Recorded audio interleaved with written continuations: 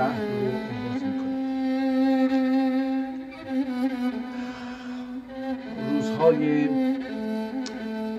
بسیار پرتشنجی رو پشت سر گذاشتیم، هم از نظر فردی، هم از نظر خانوادگی و هم از نظر خاورمیانه ملی ملت آذربایجان و همچنین از نظر اشغالگران هم همین ایران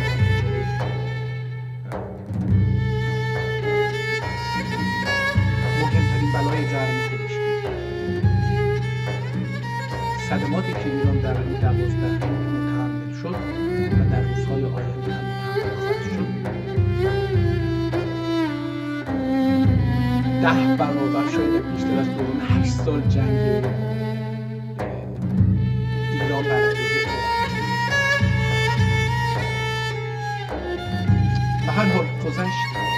من در 1 ماه و نیم گذشته تقریبا بنا به دلایل مختلفی نتونستم کتاب بخونم. در این مدت جنگ ایران با اسرائیل و آمریکا هم وقتی نبود خبر رو دنبال کتاب از امروز دوباره شروع میکنم با توکل به الله شروع میکنم دوباره کتاب خوندن رو و بعضی دوستان رو هم دعوت خواهم کرد که در مورد کتاب‌های توضیح بدن. با اجازه مطلب رو خیلی طولانیش نکنیم و بریم سر وقت کتاب‌هایی که دانلود کردیم برای این قضیه و ببینیم که چه کتاب‌هایی رو ببینیم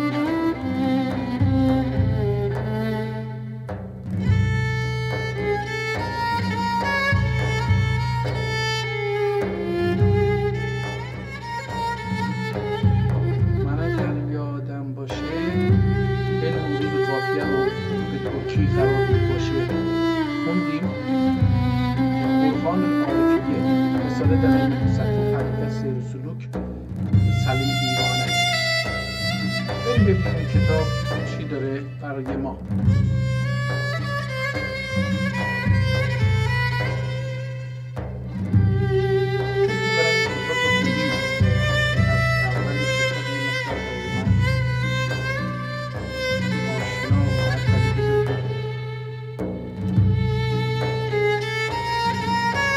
اول مثل همیشه یه نگاهی به وضعیت فیزیکی کتاب بندازیم، صفحه کتاب رو کوچیک کنیم تا در این صفحه جا بگیره.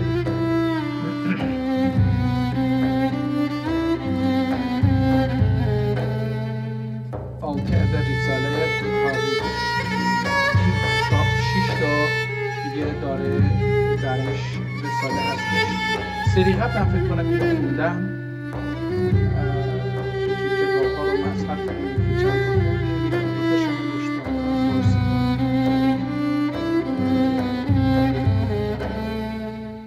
بله اینجا تموم شد.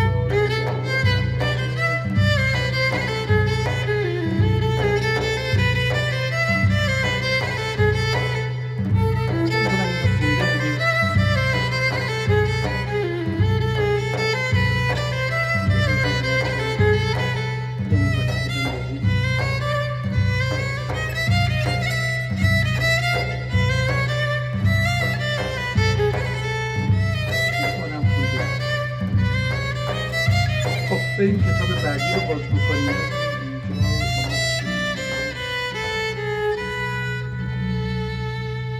کتاب بعدی رو باز بکنیم. علم جبر فکر می‌کنم اینم خوندیم قبلا 166 صفحه فکر کنم دوباره دانلود شده.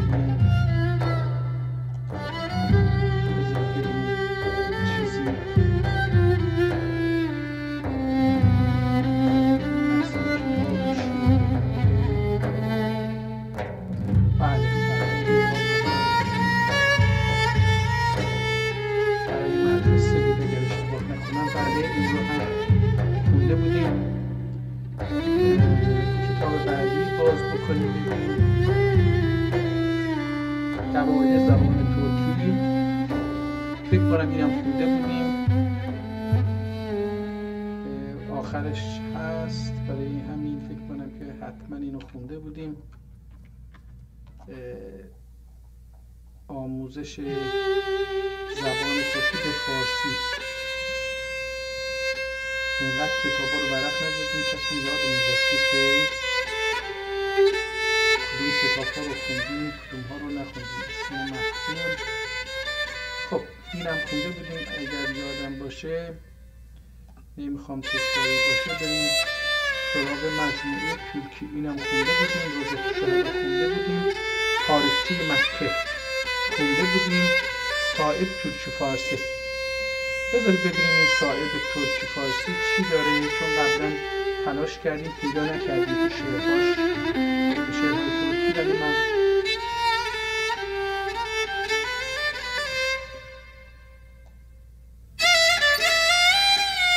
فکر کنم همون کتاب باشه از مجلس. دوباره من فکر کنم بعضی از کتاب‌ها رو چند بار دانلود کردیم ولی چرا شماره نداده نمی‌دونم.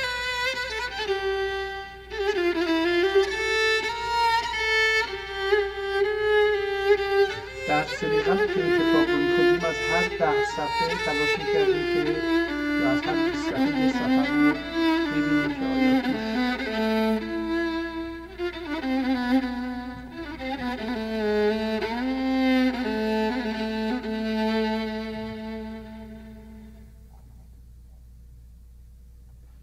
از این هم بگذاریم برای اینکه بیشتر فارسی هستش.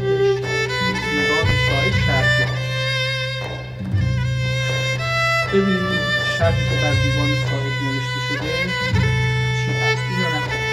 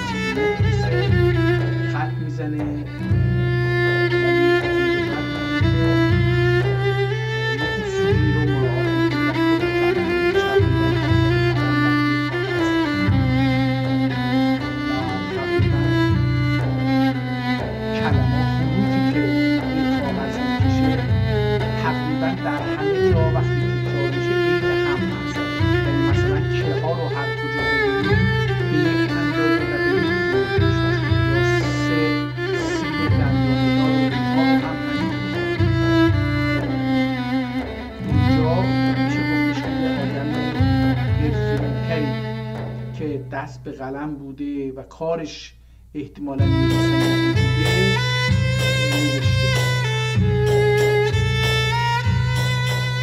اینجا کاغذ هم تغییر پیدا میکنه. نمیدونم آیا اینجا همینطور اینجا همینطور از اینجا به بعد تقریبا هر 20 صفحه در میان کاغذ جنس کاغذ یه مقدار رنگ و جنس کاغذ یه مقدار تغییر میکنه و از اینجا هم به نظر میاد که احتمالاً این کتاب دستکاری شده است. از جمله بعدی احتمالاً کتاب دستکاری شده هستش. احتمال میدم من از کتاب نیستم همینجوری برای اینکه چرا ممکنه این دو صفحه ها همین در هم کرده باشه. شاید در این زمانی که این دفتری رواج داشته نمیدونم باید اون تاریخ رو در می‌ذارید اگر مثلا اینجا هر دو صفحه یک رنگ یا در صفحه های درمانی هر دو صفحه یک رنگ نگاه کنید. مثلا در اینجا هر دو صفحه رنگش چگره، در اینجا یه ذره از این پایینی روشن‌تره و در این بالا روشن‌تر. هر چقدر می‌بینید شاید این از کامپیوتر من نمی‌دونم ولی کامپیوتر من چرا دو صفحه رو متفاوت می‌شه. به نظر میاد که در اینجا با یک مسئله روبرو هستیم اما این چی هستش تخصص من نیست، برای اینکه من در این زمینه متاسفانه بی‌سواد هستم. برگردیم سر سطر. دیوان صاحب اینجا سلیمان یکتکان است. احتمالاً صاحب دیوان شدیدن گاچ مثل به دستی شاری الشیخ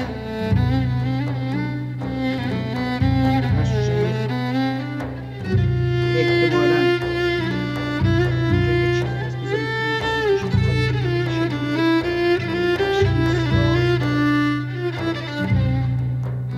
که مثل به دستی شاری الشیخ نداله نه این نداله نیست شیخ داله حاج و این یه چیزی اینجا هستش که شیخ حاج محمد مراد النقشبندی قدس سره یعنی خطش به خط ایشون هست. احتمالاً بخش آخر خط به خط ایشون ولی هنوز باز هم همونطور که عرض کردم من در اینجا یه علامت سوال میذارم. سید اسماعیل حقی افندی این هم فکر میکنم یکی از نویسندگان دوره قاجار دوره عثمانی هستش که ما تا الان چند تا کتاب از ایشون به قلم کشیدیم. خلفای نقشبندیدن والی شیخ عبدالعزیز افندی، داوود پاشا محلسیده، اردکدره سنگی. حالا اینجا کتاب رو تبدیلش کنید. خب داوود پاشا محلسیده، اردکدره سکنسی، صدیق اینجا دوباره نوشته فیکنسی، مصطفی افندی حکیم‌الله، علی پاشا جامی و اینو خط زده. این دیگه درست نیست تقریبا. دوباره علی پاشا جامی، امام اولی، شیخ مصطفی افندی. اینجا درست نوشته. اینجا شیخ مصطفی افندی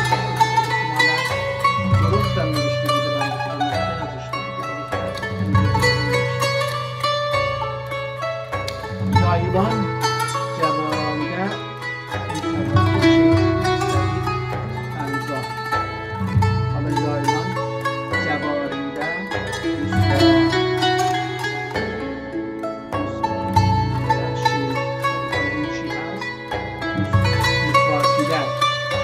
مسواکیلر. حالا مسواکیلر یعنی چی هست؟ شیخ سعید انزاری.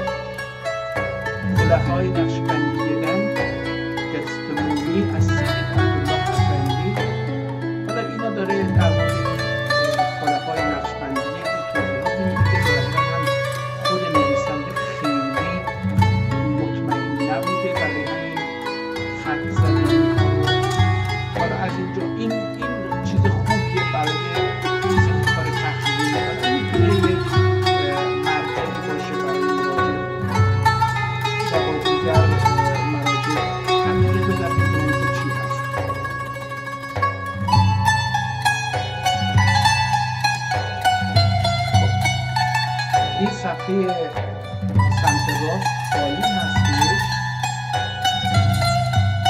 صفحه سمت چپ ببینیم که چی گفته.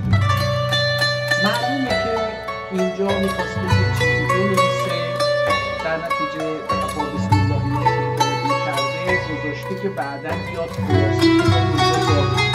در گذاشته این کار رو میکنم، الان هم این کار رو میکنم در نوشتن کتاب ها. دوستان سلام دار سایده، در نوشتن هر کتابی الان کتاب رو نویسنده شروع میکنه، میره به آخر میرسه، اون فکرشو که سازمان داده بود تلاش میکنه پیاده بکنه، تغییراتی هم درش میده، بعد اون ورژن نهایی که حاضر شد حالا میاد بر اساس اون یه مقدمه‌ای برای این کتاب مینویسه.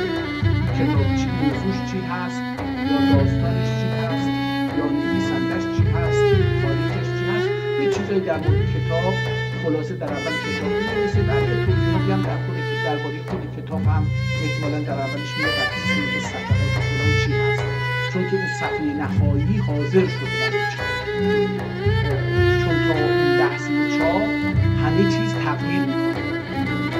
اون کتابی که دیگه میخواد بره زیر چاپ، اون کتاب منبع برای نوشتن مقدمه. معمولاً برای کتاب‌های علمی و اینها این کارو به کار می‌برن. در اینجا اومده این کارو کرده که صفحه اول رو صفحه اول خالی گذاشته تا بره کتاب رو تکمیل بکنه و بعد که تکمیل شد بیاد حالا اولش مقدمه بنویسه، مثلا بگه که در این کتاب چند تا باب داره، چند تا صفحه داره، یا چند تا در مورد چی هست، چه موضوعاتی هستش، چه باب‌هایی داره و در هر باب چه مسائلی رو می‌پردازه، در این صفحه بنویسه. برای همین خالی در نتیجه این قسمت اولش رو با بسم الله اینا شروع نکرد. ببینید علم تحصیلی ادین دیو بیهوده تضییع اوقات etme. علم تحصیل ادین دیو بیهوده تضییع اوقات etme. بیتن حاصلی علوم ظاهره بیتک حاصلی علوم ظاهره تحصیلیnden من vermiştir ben vermiştir kamil ve bir müşrid kamil ben ve bir müşrid kamile intisab-ı terhil ve teşvik edilir.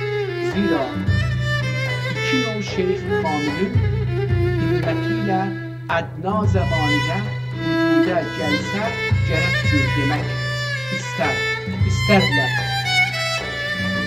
Fil vakit böyledir.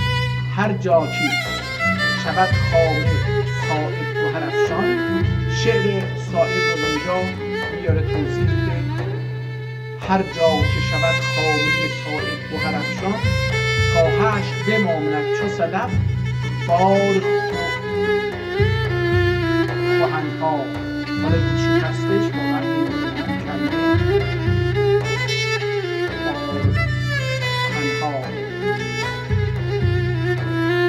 هر تنده چی صاحبی زلمی اینجی gibi غزل اینجی یعنی دو مرواری اینجی gibi غزل ve قصیده‌ler sahibi olur. Kalbin ağızları mahşerde sedefin ağzı gibi açık kalır. حالا در مورد صاحب داره توضیح میده، میخوادش چیز بکنه، شعر حافظ رو توضیح بده. میگه که در هر فنی که صاحب قلمش رو حرکت میده مثل مرواری غزل و قصیده ارائه میده.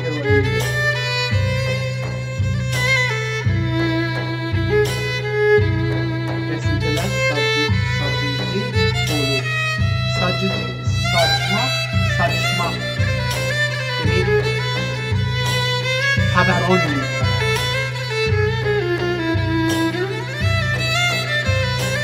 Kalbin ağızları mahşere دهن افواه مردم خارج محشر صدفین ağzı gibi açık kalır.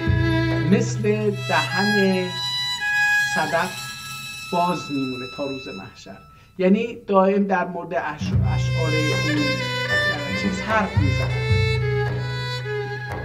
کمال حیرت derinden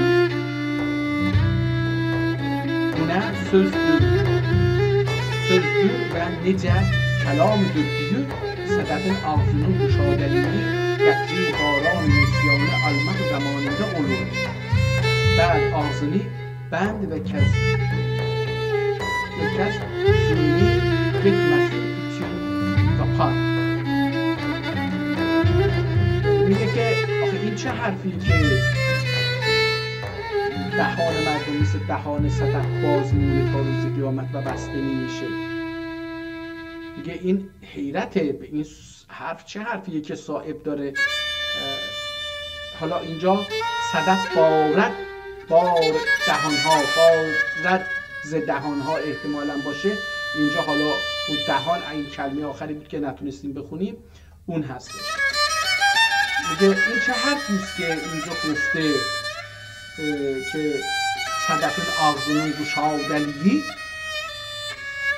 صدف میگه چرا در قدیم اینجور معتقد بودن، حالا غلط بوده، معتقد بودن که مرواری حاصل اون قطری هستش که قطره باران که وارد صدف میشه. حالا صدف در آب دریا هست. حالا شما فکر بکنید که یه صدفی در اونجا باز میشه. حالا این توضیح که میده خیلی جالبه، نقاشی جالبی هست، درست غلطه ولی میشه ازش کارتون درست کرد. میگه که این قطره که در این صدفی که در ته اقیانوس یا دریا هستش، حالا دلش میخواد حامله بشه برای صدف، برای یک مرواری. این در اون لحظه که باران میاد دهنشو باز میکنه و اون یکی از اون قطره های باران از آب عبور میکنه، میره داخل این صدف و این صدف دهنشو میبنده، دیگه باز نمیکنه تا اون تبدیل بشه به، البته میدونی که این از نظر علمی غلط هستش، ولی خب اینجوری یه تصور اینجوری داشتن دیگه، خیلی اینجوری بود، خیلی عرفانی بود، در اصل یه نوع تمثیل عرفانی بود. اینجا هم همون تمثیل عرفانیشو به کار برده. میگه که حالا اونم در یه فصل خاصی که قبلا ما سنگاه‌های می‌گفتن نیسان و فلان، اینم که در اون ماه نیسان این آب باران باید میمد داخل این صدف و این دهنش رو در صدف بسته، دهن صدف بسته میشد تا که یکی جا رو بگیری شکار میکنه و وقتی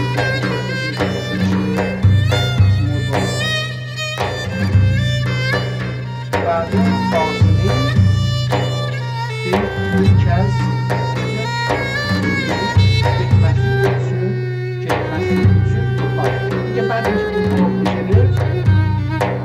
برای که اون آب از دهن صدف وارد میشه میبنده. حالا این صدف دریا هستی پر آبه، حالا یه قطره از اونجا میاد وارد میشه، برای این قطره از اونجا میاد ولقد ایزن الله تعالی مرقده که خدا مرقدش رو قبرش رو میاد به بامونه استاد حاجت بودان سروران یا خرید ماشته جان میکنه آن گوش دهان را. حالا اینجا احتمالا استاد چه حاجت بودان سروران را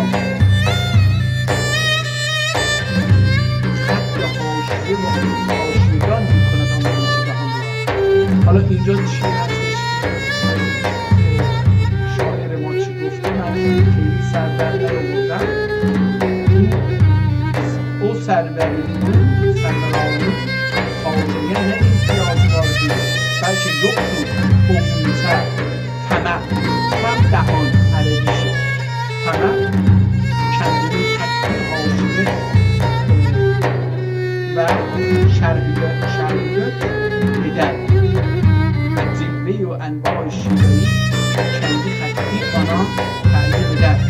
Böyle ölünce haricden bir kimseneden zilve ve naz ürkenmeye anı bir cehle ihtiyacı حالا اینجا دوباره شعر رو چیز میکنه که سروران خاطر احتیاج بازو. حالا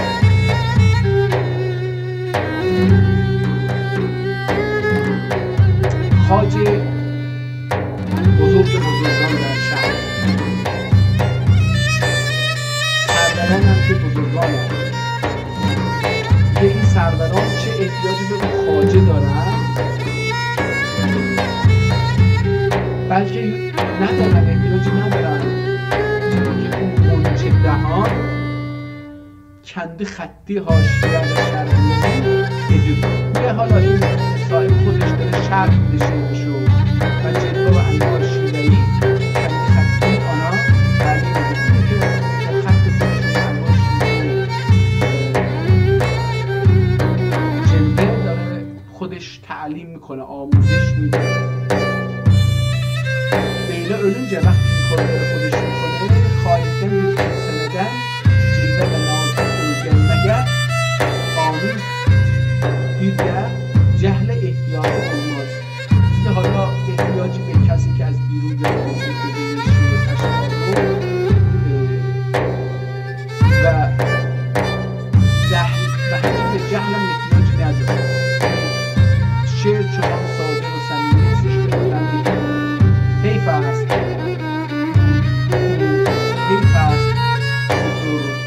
رشد جان بود رشد جانها را آلو شیرازی نگاه کنم روی میان را yazgeder yazıktır ey yar aşkların iplik gibi olan canı. خیلی اینجا از خود شعر خیلی که من شعر رو ترجمهش کردم ولی این ترکیش خیلی. حالا یه مشکلی که ماها داریم، ماها که زبان اصلی زبان فارسی زبان چندان اینه که ما به زبان فارسی ایمان نیستیم. زبان فارسی زبان ایمان نیست. ما با زبان مادریمون حتی اگر آموزش هم ندیده باشیم، تخصص هم ندیده باشیم، باز هم با اون بهتر درک میکنیم. نگاه کنید اینجا مثلا این کلمه رو که چقدر زیبا نوشته این هر کسی که اینو ترجمه کرده. yazıktır ey yar aşıkların iplik gibi olan canı akd ile karışmış. حالا احتمالاً عقده ile karışmış olan ve müsterip olan akların köküne o muğye liyanini şirazi etmeyen ve sarmayan. خیلی زیبا میگه، یعنی خیلی بهتر از اشعار فارسیه. من اینو چجوری براتون ترجمه میکنم؟ yazıktır بیچاره هست، درمانده هست. ای یار بیچاره هست عاشقlerin iplik gibi olan canı. اون عاشقانی که از درد عشق دورن نحوی خداوند شدن که مثل یک iplik. مادرمون در گذشته خیلی هم کارشون پنبه رو میریسیدن.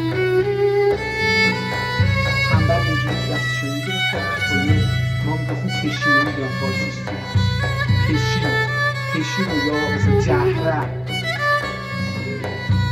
این رو حرکت میدادن میچرخید و اون یواش یواش نازکش میکردن پنبه رو دستشون و این مالشش میدادن و اونم میچرخیدن. این یه حالت نخ میگرفت که بهش ایپلیک میگفتن. خیلی لاغر میشد، این دست که این همه پنبه بود ولی اون دیگهی میکشید تبدیل. حالا بعضا با کشی من مادرم و خیلی دارو میشناسم از پای فامیل که با کشی هم پنبه و هم ایپک درست میکرده. ایپک میشه ابریشم، ابریشم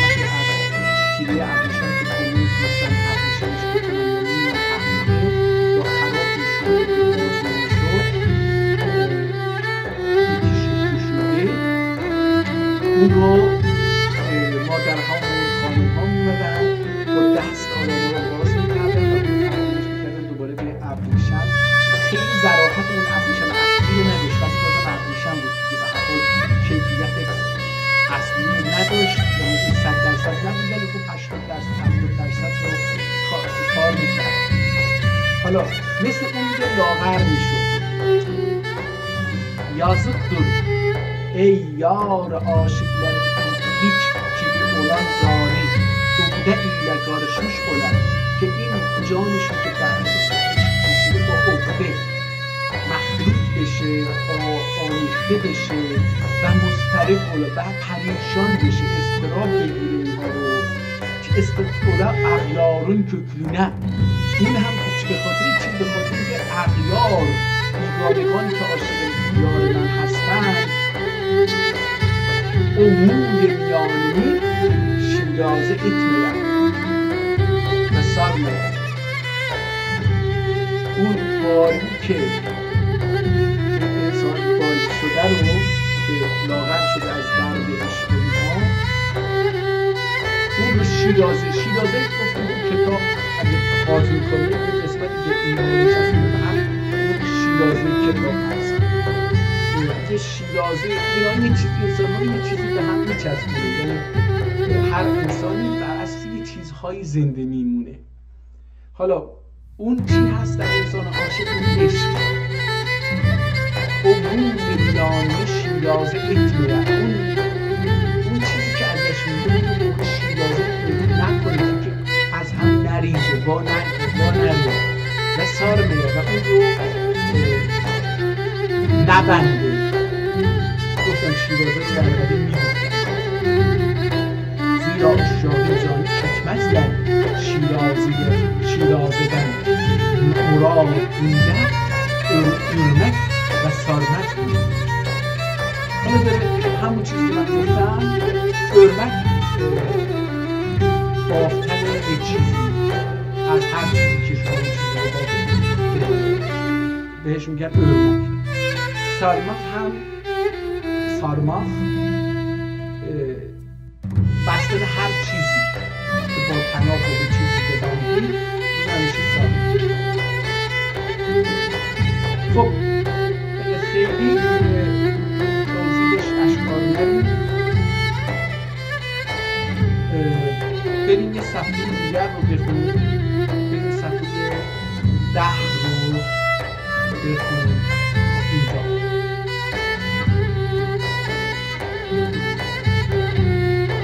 حالا اینجا یه شعری رو خونده و خیلی بلند توضیح داده، خیلی طولانی توضیح داده. ببین چیه؟ المقل عالم غیبی سیر مانع علور وقتا که انسان ماسوادن جز یمار عالم لاهوتی دائما سیر ادن علور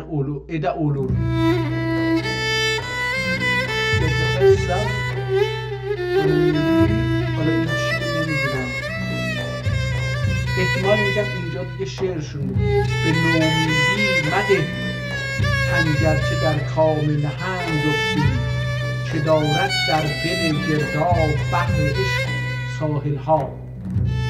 بله اینجا بود بسر. حالا این ببینید بسر احتمال میگم اینجا باشه به نومیدی مده تنگرچه در کام نهنگ افتی که دارد در دل گرداب بحر عشق ساحل ها. این شعر خیلی زیبایی، انصافا خیلی معنای جالبی داره. ببینید که این نویسنده شارح در موردش چی میگه. شعر زیبا معیوس دیگه برکن تسلیم اتمن بدنینی معیوس دیگه بدنینی تسلیم اتمن هر نگه در دریای عشقیده تمساهın دماغine düşersen zira eşk deryası kendi girdabının köklüğünde sahili selametler tutar ve kimsenin bahri eşkide gərq و tələf olduğu yoktur eğer sual olunursa ki bunca rahi eşkide uşaq tələf olmuştur ve olmuştur olmuşdur ve olmuştur cevap verilir ki ana şehadet derler. واو این عارف میگه اگه یک کسی در واقع عشق مرده باشه بهش شهادت میگن، مرگ نمیگن. cevap verilir ki ana şehadet derler. Mevt o zaman olur idi ki şehadet olmayaydı. وقتی مرگ هستش که شهادت نباشه. و فی الحدیث من مات من العشق فهو شهید. حدیث داریم که هر کس از عشق بمیرد شهید، او شهید است، شهید شده است. فهو شهید. نهنگ نونون و خانون حتلریyle timsah dedikleri hayvan. حالا میگه نهنگ چی هستش؟ حالا یه چیزی داره علیجی داره که نهنگ با نون با الف با فتحه و ه با فتحه نونون و هانون حتلری. میگه درست بخونید، نهنگ نیست، میگه نهنگ یا نهنگ نیست، این نهنگ. اینجوری میخواد بگه تمساح dedikleri حیوانه. میگه این همون حیوان، منظور همون تمساح، در حالی که تمساح با نهنگ فرق داره در زبان فارسی، ولی خب اینجوری فهمیده این طرف. حالا جالبه که من نمیدونم در مناطقی که ترک‌ها زندگی میکردن تمساح وجود داشته یا نه، نمیدونم. نهنگ حیوان دریایی هست، تمساح یه حیوان نیمه خشکی نیمه آب، نه خیلی عمیق. تمساح dedikleri حیوان چی؟ balık نوعیندنdur. حالا تمساح رو اینجا معنی میکنه که یک نوع ماهی هستش. از تمساح این چیزی که الان رایج هست به این معنی نیست در اون مقطع. بکنید کلمه چقدر تغییر کرده. یک نوع ماهی تمساح میگفتن. در حین akılda üst çekesli tahrik eder. Aha. Balık no'indendir.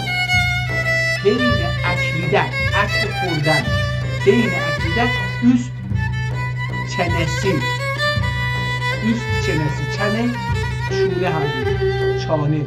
اینجا این خط بالا و پایین میگه که حالا تمساح چه نوع حیوانیه؟ حیوانی که حک بالاش وقتی غذا میخوره تکان میخوره. ما حیوانها، اغلب حیوانها و انسان هم وقتی غذا میخوره یا حرف میزنه این چونه پایینش حرکت میکنه، چونه بالا به سر چسبیده ثابت هست. میگه این برعکس در تمساح، این حین اکلیده üst çenesi tahrik eder imiş. Küll حیوان یحرک فک الاسفل الا التمساح. حالا یه مثال هم از عربی میاره که میگن تمامی حیوان ها فک پایینشون متحرک است، بهش حرکت میکنه الا تمساح که فک بالاش. فانه یحرک فک الاعلی. دیگه حالا گفتن که اون یه چین مسئله هست، عرب ها گفتن که اون فک بالاش حرکت میکنه. بعضی کتابda müserrehdir ve gayet böyle olur. Hatta insan belə bu tardiyi ve insanı belə yutar diye meşhurdur. Hatta میگن که میتونه یه انسان رو قورت بده. مشهورdur. Bu فقیر مردسini neçə kere seyretmiştir. میگه که منم چند بار مرده اون رو دیدم. نویسنده داره توضیح میده. بلبلی متهم دارند مجنون را و زین غافل که دارد گفتگوی مردم دیوانه محمل ها. بلبلی متهم دارند مجنون را و زین غافل که دارد گفتگوی مردم دیوانه محمل ها. سرحلقه اهل cunun olan Mecnuni, Leyli'nin eşkiyle töhmetlenmiş ve eşk kendisi kendinden almış ve kelamının sırru buni yoktur. Bun payı. کلامنون سر و بنی یکدور. حالا اینو باید اینجوری بخونیم، وقتی اینو سر میخونیم اونو بون بخونیم بهتر به نظر. یکدور درلر میگویند. اینجا این درلر رو یا بعدن نوشتن یا حالا خودش بعدن. و اصلا کلامنی اصغا اتمن، کلامنی اصفا اتمزلر مجنون دور saçma söyler derler söyler. حالا میگه که اصلا کلامی اصفا اتمزلر، یعنی کلام بی خود نمیگن در مورد مجنون. اینو گفتش مجنون سرلشکر عاشقان هستش که تهمت خورده که عاشق خودشه و سر و ته کلامش، سخنش کلام نداره، سر و ته نداره. حالا میگه حالا در یه چنین وضعیتی کلامه اصفا اتمزلر مجنون دور. حالا چی میگن؟ میگن مجنونه، دیوانه است. ساچمه سویده، بی خود و بیهوده. ساچمه ساچما میدونی که مثلا ساچما خیلی چیزی که از یه جای آویزان میکنیم، یکی اینه که مثلا شما یه گلوله شلیک میکنید میکنه به یه چیزی برمیگرده میره به خودش واسه خودش. بیهوده، یه چیزی که بیهوده، هر چیزی که بیهوده باشه بهش میگن ساچمه. ساچمه در گلوله‌ای هم که در چیز هستش در زبان فارسی بهش میگن ساچمه، اونم همینه، گلوله بیچاره سرگردانی. ساچمه از این جمله سویلر میگن که آقایی اونست و بیهوده داره سرگردانه بیهوده داره. سویلر دلیلر بوندن غافل بود. اونایی که این حقیقتاً غافل هستن که مردم دیواننون کلامی لزمن سهیچیلر ها. میگه که مردم، انسان ها سخن دیوانه رو محمل میدونن. سهیچیلر اونو که تو تار ولی خیلی اینها این سهیچ که حرف دقیق میفهمن سخنان دیوانه ها رو سهیچ میدونن. لیکن خلق اصولی سببیلر آنیلر مزلر، ولی مردم عادی به خاطر اون اصولی که دارن به خاطر اون با این دیوانه مزه میکنن، شوخی میکنن. اون بیتیده مجنوندن مراد مطلقا عاشق بمید. در این بیت منظور از مجنون لیل و مجنون نیست، مطلقا مربوط به عاشق. هر کسی که عاشق باشه برای هر چیزی عاشق یه چیزی باشه به اون میاد. یعنی خلق عاشقی عشق و خدمت لیوک و دلیل یرینه قیوم تخته ایدرلر و بعض کلاملرینی شکر حمله درلر. میگه بعضی انسان ها عاشق رو به خاطر عشقش متهم میکنن. خدمت لیوک دلیل یرینه قیوم، یعنی این رو به جای دیوانه جا میذارن. تخته ایدرلر اون رو خرابش میکنن، تحقیرش میکنن. و بعض کلاملرینی کفر هم میدن. حتی بعض سخنان دیوانه عاشق رو بر کفر هم میکنن، یه کافر شده، حتی کفر میزن. منصور حضرتلرinin انا الحق یبغینی کفر هم ادکلری gibi. Bunların ise hep محمولی vardır. میگه که همونطور که اومدن سخن حضرت منصور حلاج رو که به دار کشیدن که گفته بود انا الحق، من خدا هستم. اینجا از حق مراد خدا هست، الله هست. میگه انا الحق که گفته بود بعضی میگفتن کفره و bunlar در حالی که bunların عیسی حق محمولی vardır. همیشه یه تحلیل داره، یه تفسیری داره، یه معنای دیگری داره درش. و əqli در etməz deməkdir. اما عقل مردم عادی به این تحویل اون معنا نمیرسه. خب اینم از این صفحه. خیلی این چیزی که مفسر داره میگه خیلی زیبا هستش. بذارید ببینیم چند صفحه 47 دقیقه شد. خیلی زود گذاشتم. بذارید اینجا یه ترکتازی دیگه بذارید ببینیم چی میگه. اینجا چی بحث. حالا من باید اینو فقط به ترکی بخونم چون خیلی زیاد هستش.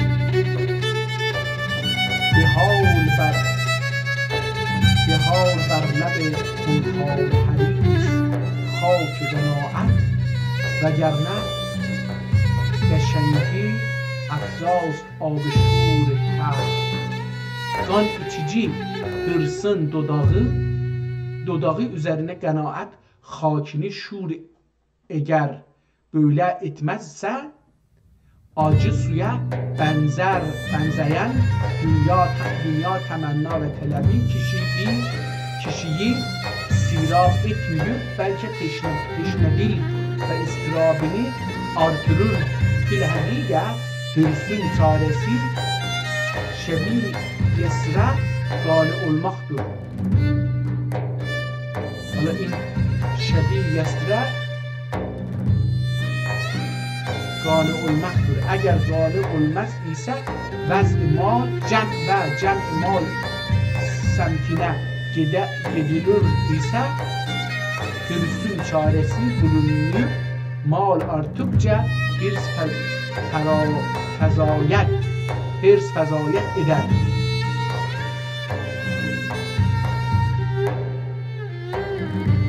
Ya mezayet eder.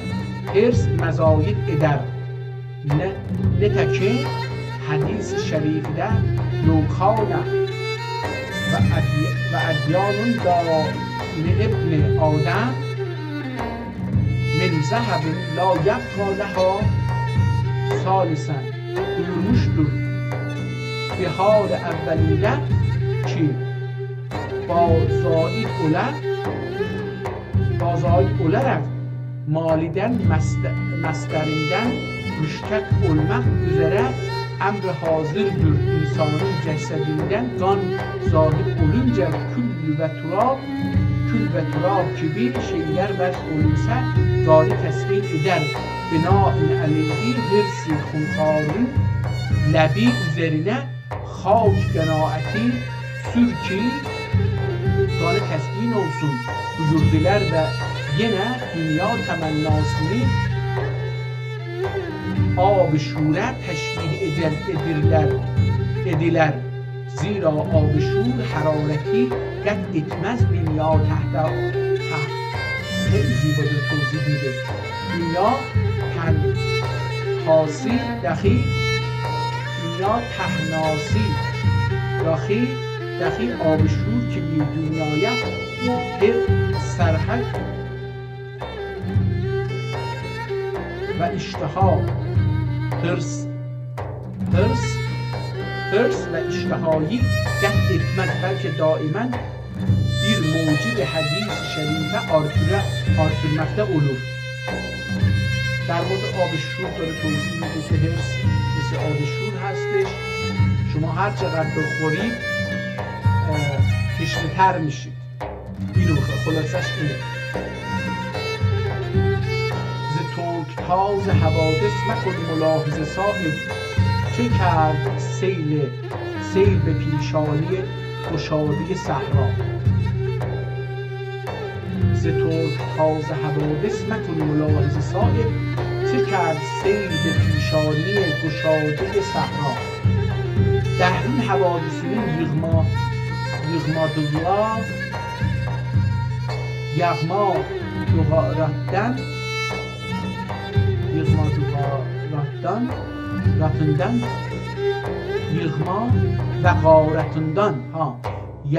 و غاراتından ey sahip kulağında ve eylem zira seyr alnı açık səhraya ne eylədi?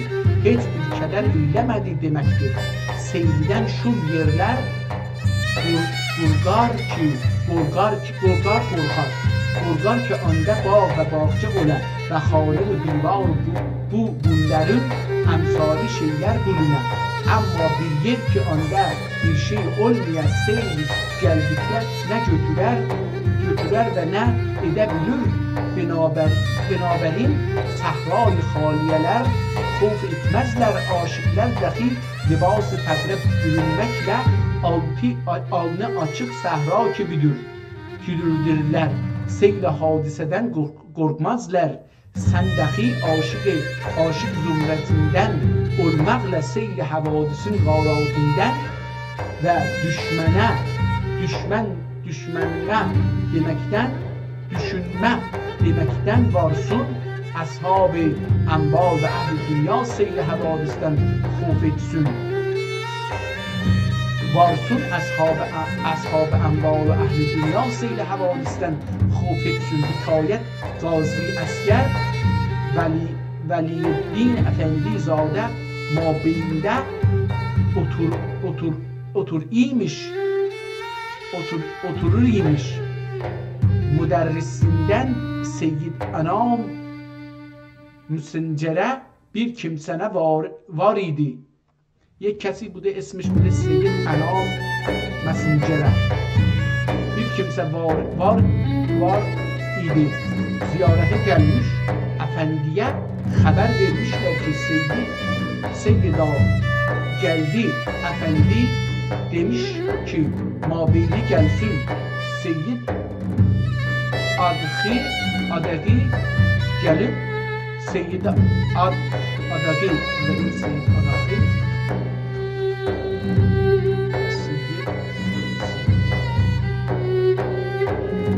احتمالا این کلمه رو نمیدونم معنیش چیه. سید عادتی یا اوگی. سید اوگی gelip damenduz Seyyid Ağa احتمالا Seyyid Ağa gelip damenduz olup oturmuş ve selamlığa çırpmaklığının hükmetinden sorunca takvimde bugün afet ulema var. Binaberin üfti ulema var. Binaberin ihtifa ettim diyor cevap vermiş. Seyyid Ağı cevabında این اسمشه. Seyyid Ağı cevabında efendim ondan size ne? Karar yegane varsın. Size ne karar ve yegane varsın. İhtimalen begane varsın. Cesavetini ulema düşünsün diye cehlene telmih etmiş ve gülüşmüşler. Rahmehumullah Teala eysen Satarallahu Teala ve حالا دوباره بریم صفحه آخر میکنم که 1 ساعت داره میشه. بله بریم صفحه آخر رو هم نگاهی بهش بندازیم و این کتاب صفحات آخرش خیلی زیبا نوشته شده.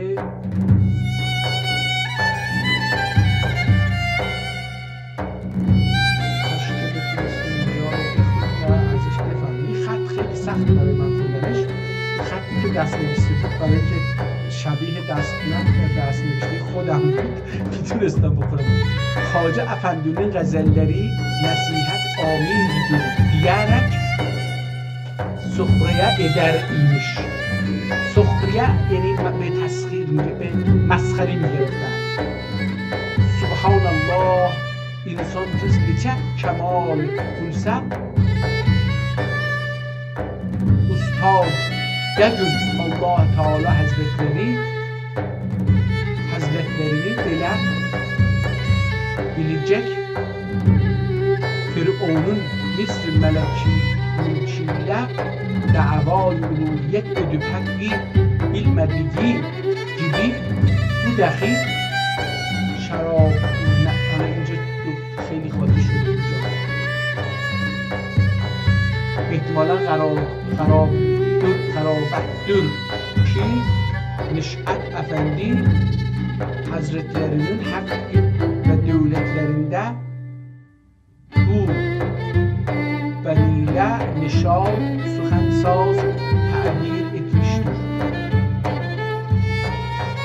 و لهو ایزن الله نبر الله تعالی مرزده دوباره حافظ شعری ازش میکنه حق دولتlerinde اوکی تا سازشتی آمال خویش را احتمالا مبند در حالا این من شکنجه دارم میکنم احتمالا یه چیزی دیگری هست مبند در شکنجه برپای خویش را احتمالا این کلمه کامل خونده میشه لغت مرکب سمت راست صفحه افتاده تو احتمالا یا آب ریخته شده یا همین خودش خیس بوده هنوز خشک نشده بوده صفحه رو که بستن این عکسش افتاده بود اینجا در نتیجه کلمات رو نمیشه خون کنده حالا مثلا اینجا رو چی بخونیم خیلی صفحه رو خیلی خرابش کرده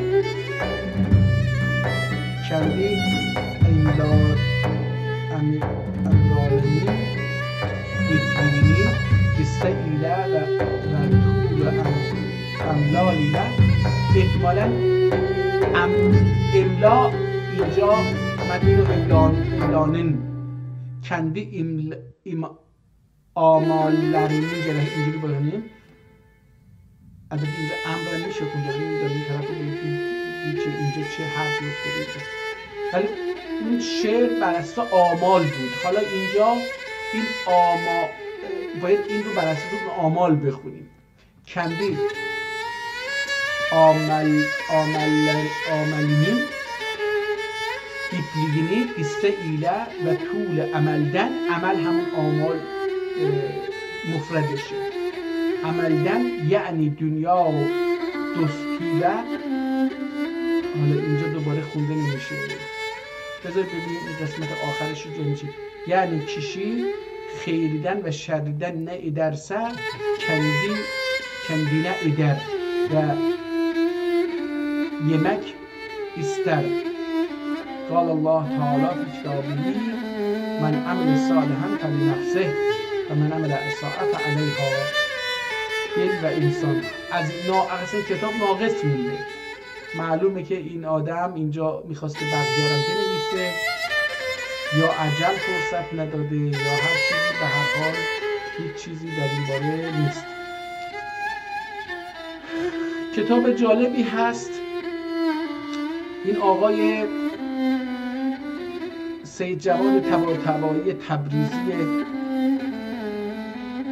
با سواد فیلسوف جامعه شناس تاریخدان چی اینها رو که برای خود ایشون بسته بودن و ایشون اومده بود و گفته بود که زبان ترکی رو میشه در یک نیم ترم ادبیات ترکی رو میشه در یک نیم ترم آموزش داد این کتاب رو بکنه و برای من دیدی که فقط این 70 صفحه چی ببینید میشه این 70 صفحه رو در یک ترم آموزش داد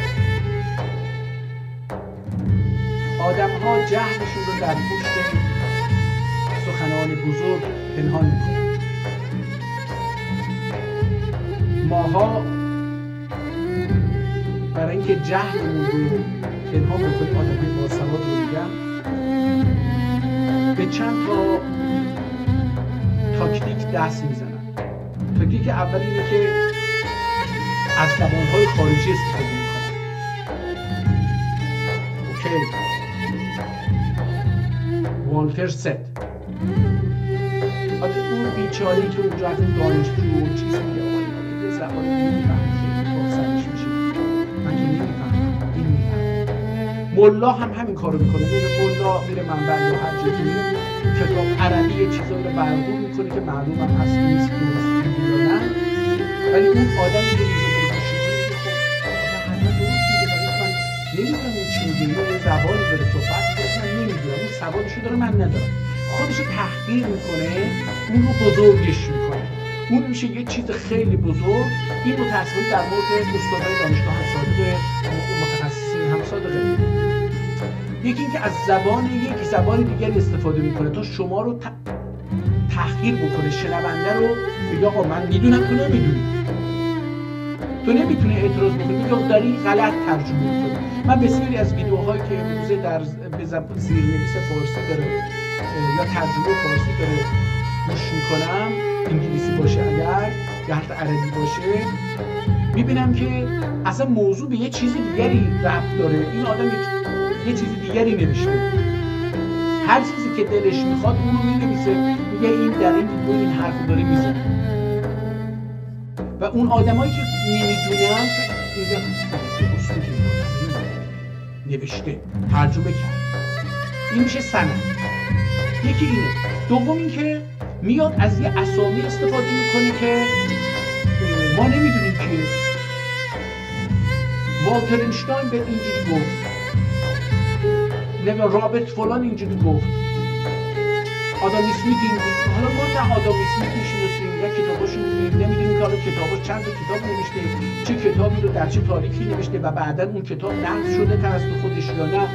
همینجوری یه حرفی رو میزنه و ما چون نمیدونیم این آدم گفت، این آدم چون این آدم فکر می‌کنیم باسواده، دانشگاه دیده هست، استاد دانشگاهی، دکترا داره، حالا چون تمام وقت داره درس میده پس پروفسورم هست، این چی؟ این میفهمه اول کتاب رو خونده، داره ازش حرف نقل قول میکنه. و خب نمیگیم که خب یه کتابی که 500 صفحه هست چرا فقط یه جمله داری توضیح میدی؟ شما تحت تسخیر اراده این سخنران، این استاد دانشگاه، این مولا، این هستیم. یکی میگه مثلا قال فلان، ما همین قاله رو که میشنویم نمیشه گفت، چرا نمیشه؟ همینه، عین همون رو استادای دانشگاه دارن میگن. حالا شما نمیتونید بگید آقا خب مثلا آدم اسمیت اینو گفته، فلان کس هم اینو گفته. خب تقریبا یه نفر نبوده که 10 نفر بوده. چرا فقط آدم اسمیت مشهوره؟ چرا فقط مارکس مشهوره؟ چرا فلان کس مشهوره؟ دیگه بقیه مشهور نیستن. یعنی تو دنیا مثلا مجموعه فلاسفه اقتصاددانان همین چند تا آدمن، هیچ وقت این دیگه به ذهن اون نمیاد بپرسید، چون که جادو میشیم توسط این. همونطور که اگه بریم پیش یک دعانویس ما رو جادو میکنه، یعنی ما هرچی اون میگه تلاش میکنیم یه چیزی تو ذهنمون پیدا بکنیم بگیم راست میگه. عین همون اتفاق میفته وقتی که با یه استاد دانشگاه روبرو هستیم، وقتی با یک پروفسور روبرو هستیم، وقتی با من روبرو هستیم، وقتی با ایشون روبرو هستیم، همین اتفاق رخ میده.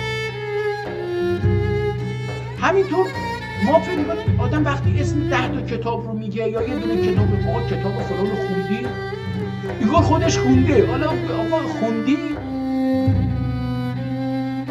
خب در اون کتاب چی میگه؟ حالا تو سریال های ترکی یه چیز جالبی بود، یه جوانی بود که خودشو خیلی چیز میگه حالا اگه من توضیح بدم انگار میفهمی تو این چیه مثلا. حالا به از همینجوری نگاه میکنه، چون ما بگی آقا تو این کتاب چی گفته، یه جوری نگاه میکنه که انگار اگه من بگم تو میفهمی. یعنی از اون بالا خودشو خیلی بزرگ، شما رو خیلی کوچیک میکنه، بیننده رو خیلی کوچیک میکنه، شنونده رو خیلی کوچیک میکنه و حق سوال پرسیدن رو از ما میگیره. من یادم سال اول که دانشگاه رفتیم یه استادی داشتیم، خدا حالا اگه زنده باشه که خدا عمر بده، اگه مرده باشه خدا رحمتش بکنه، یکی از این بنیانگذاران جبهه ملی بود اگر اشتباه نکنم. جامعه شناسی خودش هم نوشته بود، ما همون رو خودش گفت برید بخرید، ما خریدیم، همون رو هم به ما درس داد و اینا. آدم شریفی بود به هر حال، از این بگذاریم. این می اومد سر کلاس بدون که درس بدیم که نظر شما چیه در مورد قضیه. خب آقا من اصلا نمیدونم قضیه چیه، تو داری قرار شد یه توضیح به اول بده، بعد بگو که این چیه، بعد همین اول جلسه که نباید توضیح بخوای از من که چیزه، من یه مقدار اصلا بفهمم قضیه چیه، اصلا شما چی میگی. من الان مثلا بعد سالها نزدیک 30 سال از دانشگاه میگذره، تازه دارم میبینم که از این جامعه شناسی نمیدونسته بنده خدا یه کتابی نوشته، حالا ترجمه یه کتابی فرانسوی بوده. خب اصلا تو ایران مثلا ما تو روستا زندگی میکردیم، تو تبریز زندگی میکردیم، اصلا جامعه ما بسیار متفاوت از اون چیزی که اونا توضیح میدادن. خب برای اینکه ما متوجه نمیشدیم قضیه رو و سحر میشدیم توسط اون جایگاهش. آخه این استاده، این خیلی آدم مهمیه، در نتیجه در حالی که واقعا اینجوری نیست. یعنی در دنیای بیرون از ایران به هیچ کس نمیگن استاد.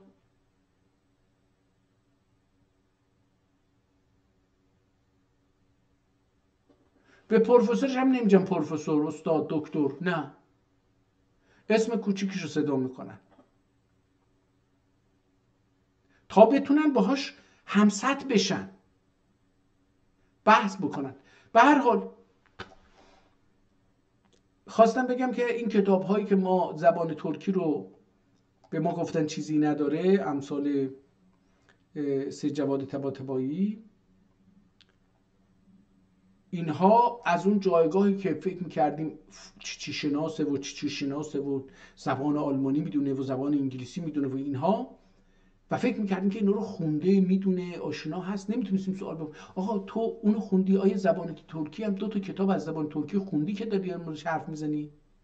شفیع کدکنی رو یه بار یکی پرسیدی که آقا شما یه کتاب در مورد زبان ترکی، در مورد زبان عربی، در مورد زبان هر زبان دیگری خوندی یا نخوندی؟ همینجوری نه. این جسارت رو از دست دادیم. روزتون بخیر.